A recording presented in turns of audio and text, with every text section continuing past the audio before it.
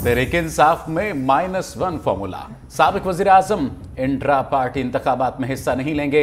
Senior रहनुमा शेर अफजल मरवत का दावा। कहा चेयरमैन पीटीआई की तोशाखाना केस में नाअहली के बायस चेयरमैन का उम्मीदवार नया होगा। पार्टी चेयरमैन, नायब चेयरमैन और तंजीमी ओहदों पर इंतखाबात होंगे। तर्जुमान तहरीक इंसाफ की शेर अफजल मरवत के दावों की तरदीद। कहा इंट्रा पार्टी इंतखाब के इनेकाद के हवाले से तमाम अहम उमूर पर गौर जारी है। चेयरमैन की इंतखाबात से दस्तबरदारी या किसी और रहनुमा की नामजदगी का हरगिज कोई फैसला नहीं किया गया। इंट्रा पार्टी इंतखाबात के इनेकाद और दीगर अहम मामलात पर जो ही क़यादत किसी नतीजे पर पहुंचेगी उसे बाज़ाब्ता तौर पर जारी किया जाएगा।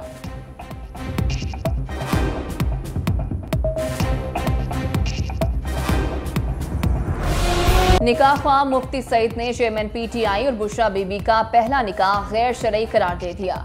District and session court Islamabad में बयान रिकॉर्ड करा दिया। कहा चेयरमैन पीटीआई और बुशरा बीबी ने जानबूझकर गैर शरई निकाह पढ़वाया।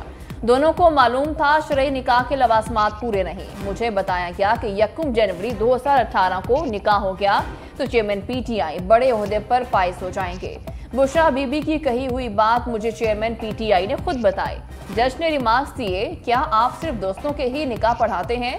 अगर अब्बासी साहब या मैं दूसरी शादी कर लें तो आप निकाह पढ़ाएंगे? जज के इस्तफसार पर मुफ्ती सईद ने बताया, दोनों बार निकाह मैंने ही पढ़ाया था।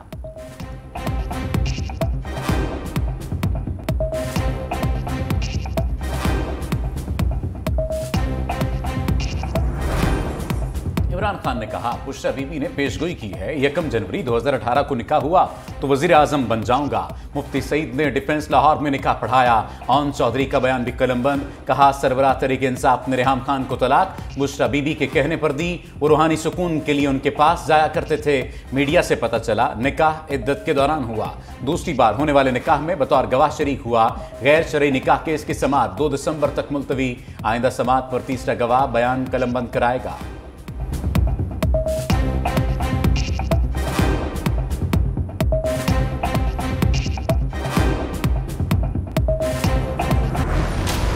साइफर केस की अदालत अडयाला जेल में ही लगेगी। ऑफिशियल सीक्रेट एक्ट अदालत के जज अबुल असना जुल्करनैन ने महफूज फैसला सुना दिया।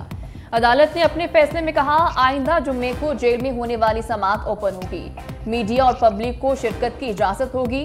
पहले की तरह 5-5 फैमिली मेंबरान भी समाअत में शरीक हो सकेंगे। अडयाला जेल के हुकाम और सिक्योरिटी इदारों ने चेयरमैन पीटीआई को अदालत पेश करने से मासरत करते हुए सिक्योरिटी खदशात का इजहार किया था। रिपोर्ट में कहा गया कि चेयरमैन पीटीआई को लाइव थ्रेट्स हैं।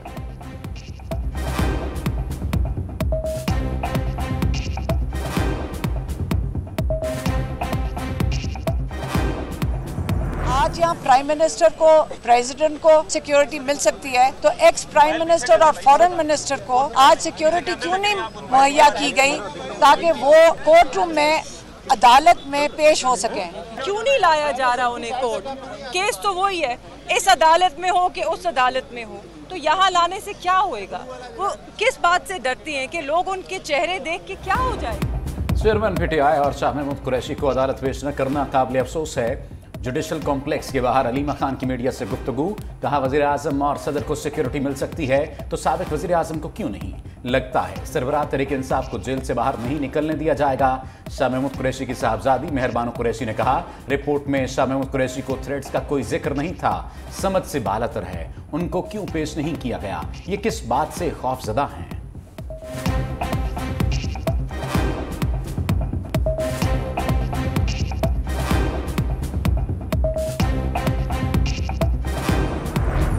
नवाज शरीफ के रिलीफ सफर में कानूनी रुकावट। फ्लैगशिप रेफरेंस में बरियत के खिलाफ नैब अपील कल समाअत के लिए मुकर्रर। इस्लामाबाद हाईकोर्ट का 2 रुकनी बेंच समाअत करेगा। चीफ जस्टिस आमिर फारूक और जस्टिस मियां गुल हसन औरंगजेब बेंच में शामिल। एहतसाब अदालत ने दिसंबर 2018 को फ्लैगशिप रेफरेंस में नवाज शरीफ को बरी किया था।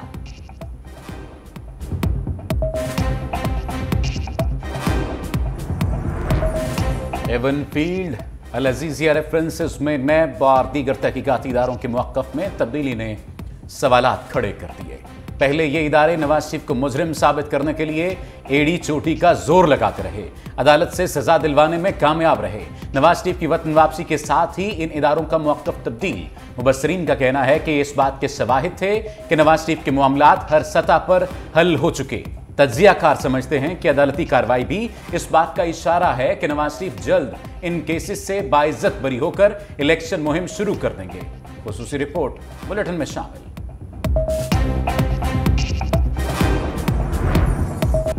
निगरान हुकूमत और सिपा सालार का मुआशी महाज। पाकिस्तान स्टॉक एक्सचेंज ने तारीख रकम कर दी। 100 इंडेक्स पहली बार 60,000 की नफसियाती हद अबूर कर गया। 918 पॉइंट्स इजाफे से इंडेक्स 60,730 की सतह पर आ गया। माहिरीन के मुताबिक इंडेक्स में इजाफे की वजह मुत्तहिदा अरब अमारात की जानिब से बड़ी सरमायाकारी की खबर है। दूसरी जानिब सोना मजीद 800 रुपए महंगा 2,18,400 रुपए तोला हो गया।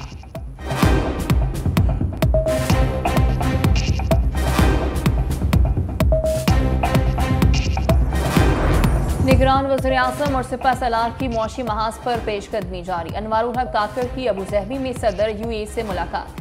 Army chief general Asim Munir की मौजूदगी में तवानाई समेत सरमायाकारी के मुख्तलिफ मुआहिदों की याददाश्तों पर दस्तखत। अरबों डॉलर सरमायाकारी की राह हमवार। स्पेशल इन्वेस्टमेंट फैसिलिटेशन काउंसिल के तहत मुख्तलिफ इक़दाम को पूरा करने में मदद मिलेगी। पाकिस्तान और मुत्तहिदा अरब अमारात में इक़्तिसादी शराकत दारी के नए दौर का आगाज होगा।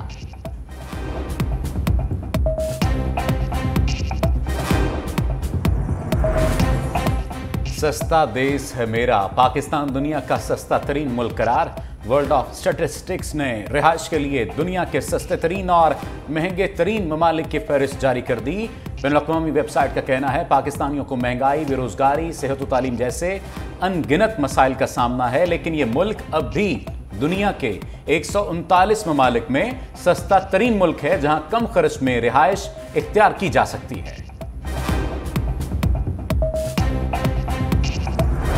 एशियाई तरक्याती बैंक की पाकिस्तान के लिए 18 करोड़ डॉलर कर्ज की मंजूरी। 51 अरब रुपए से ज्यादा रकम पंजाब के 2 शहरों में पानी की फरहमी और सॉलिड वेस्ट मैनेजमेंट पर खर्च होगी।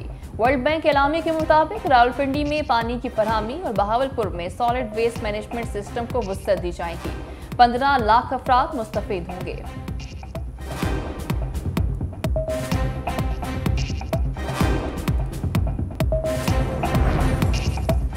अवाम नून लीग को 2/3 अक्सरियत दिलाए, दहशतगर्दी की तरह महंगाई की कमर तोड़ देंगे। साबिक वज़ीर आज़म शहबाज शरीफ की पार्टी रहनुमा और साबिक अरकान कौमी असम्बली से गुफ्तगू। कहा इलेक्शन में भरपूर तैयारी के साथ उतरेंगे। पाकिस्तान को मसाइल से निजात दिलाने के लिए नून लीग की कामयाबी अहम है।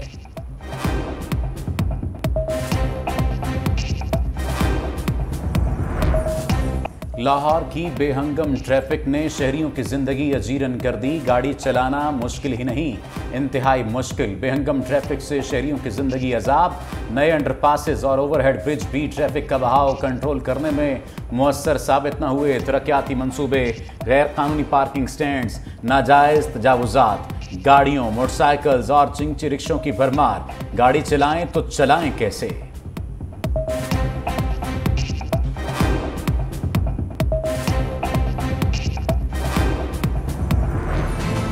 अगर एक और सिलेक्शन हुई तो मुल्क मुआशी तौर पर तबाह हो जाएगा। नून लीग लाडला बनने की कोशिश कर रही है। पीपी रहनुमा फैसल करीम कुंडी कहते हैं 120 सीटें जीतने का दावा करने वाले 20 सीटें भी नहीं जीत सकते। नून लीग 16 माह की हालिया कारकर्दगी पर बात करने को तैयार नहीं। कौन कितने पानी में है 8 फरवरी को पता चल जाएगा। चीफ जस्टिस काजी फायजीसा के होते हुए इलेक्शन मुलतवी नहीं हो सकते।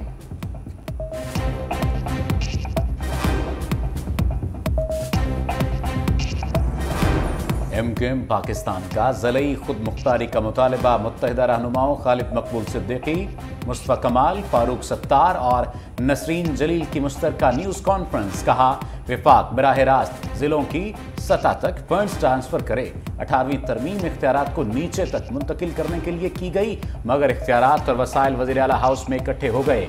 आइन ना अपना तहफ़्फ़ुज़ कर सका ना आम आदमी का। हमें सियासत बचाने से ज़्यादा रियासत बचाने की कोशिश करनी चाहिए।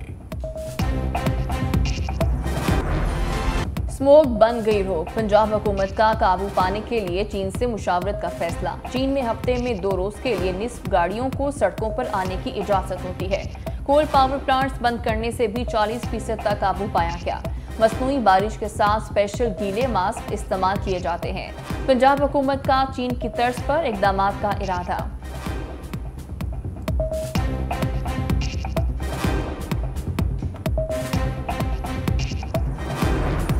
मुत्तहिदा अरब अमारात के साथ तारीखी मुआहिदों से मईशत मजबूत होगी। निगरान वज़ीर आला पंजाब मोहसिन नकवी का अज़्म, कहा दोनों ममालिक में बाहमी ताल्लुकात नई बुलंदियों को छुएंगे। मुआहिदों से मुआशी ताउन के नए दौर का आगाज हुआ। समझौतों पर अमल दरामद के जल्द मुस्बत असरात सामने आएंगे। पाकिस्तानी वफ्द को मुत्तहिदा अरब अमारात में खुसूसी पजीराई मिली। सदर शेख मोहम्मद बिन जायद अल नहयान के साथ मुलाकात इंतहाई मुफीद रही। वज़ीर आज़म की काबिश और आर्मी चीफ का किरदार काबिल तहसीन है।